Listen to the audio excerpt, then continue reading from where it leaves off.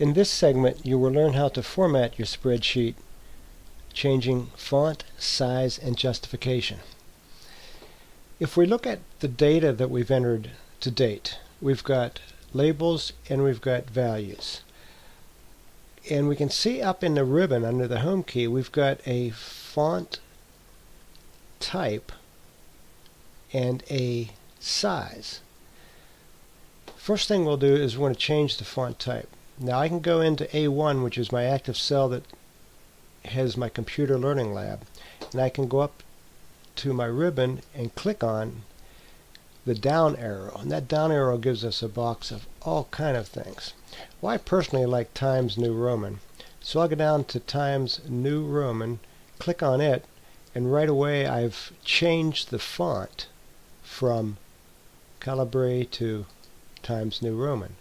Now there's two ways I can change the rest of my spreadsheet. One is I can go up to what's called a format painter and click on it. Now you'll notice my active cell, which was A1, now has what's called marching ants around it. You also notice down in my status bar it says use the mouse to apply the copied format to another object. My cursor now has a little paintbrush with it, so I can take that and I can click on A3 courses and change its font. I can do the same with size. Going up to Computer Learning Lab, I might want it to be a 14. I can change it.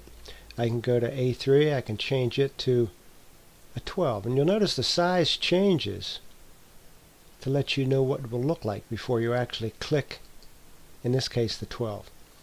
Now, this is a lot of stuff to change. And yes, I can use the format painter and I can do more than one cell at a time. I can do more than one cell and column at a time. Or I can just click up to the left of the A and above the 1. And if I left click on it, you'll notice the whole spreadsheet changed colors. What this tells me is if I go up to my font and hit Times New Roman, everything in the spreadsheet will be Times New Roman. I can do the same thing on the size and go to 12. Everything is now Times New Roman 12. But if I want my computer learning lab to be a little bit bigger, I can go up and individually do it and make it, let's make it a 14. Now, right now I've got computer learning lab, which is sitting in A1. It's not quite centered over A, B, and C, which is my input area of my spreadsheet. What I'm going to do is left click on A1 and hold and drag that over to C. I've now highlighted A, B, and C, row 1. And what I'm going to do is go back to my ribbon, go to Merge and Center, click on Merge and Center, and it's now made that computer learning lab, which was too big for one cell anyway, and spread it over my worksheet area that I'm using, my active worksheet area, over the 3 columns. I can do the same with courses, but I only want to do it within the cell here. So I'll go up to the alignment section again, and I'll do a center justified. I can do 2, or I can do 4. What area I paint or highlight is going to change once I hit center. Now another thing I'm going to do in this case is I'm going to go between the A and the B headers, and I'm going to spread this out just a little bit. So now I have my headers centered.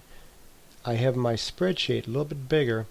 The last thing I'm going to do is I'm going to highlight the whole area of my data, which in this case is values.